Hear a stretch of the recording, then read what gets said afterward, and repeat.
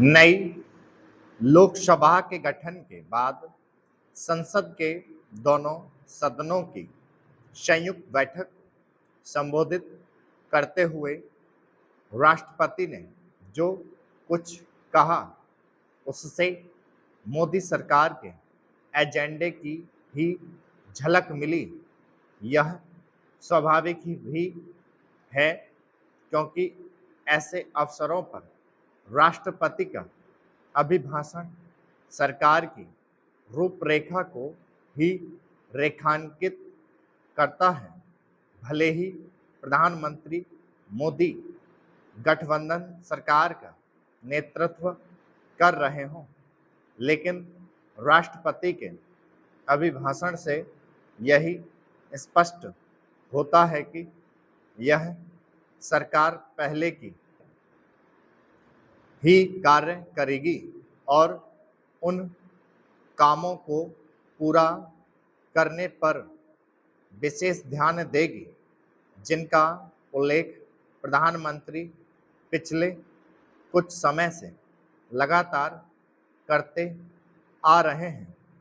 इस सब के बाद भी अब वह इसकी अनदेखी नहीं कर सकते कि अपने तीसरे कार्यकाल में उन्हें संसद के भीतर और बाहर विपक्ष के तीखे तेवरों का सामना करना पड़ेगा। इसका एक बड़ा कारण उसके संख्या बल में वृद्धि होना है।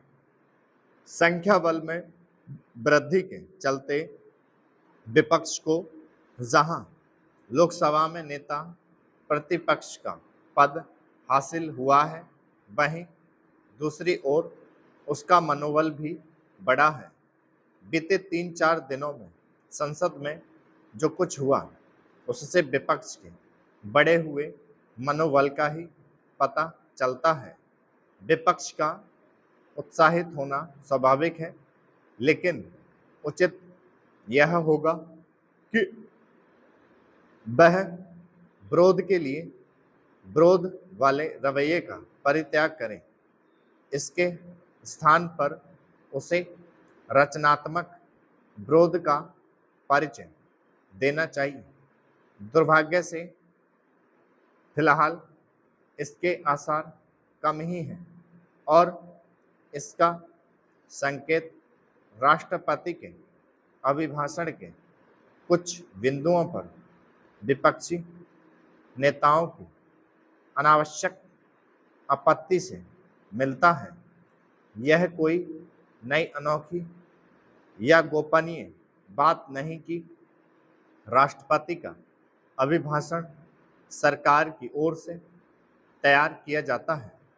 आखिर ऐसे में यह कहने का क्या मतलब कि उनका अभिभाषण तो सरकारी भाषण है, ऐसा तो होता ही है।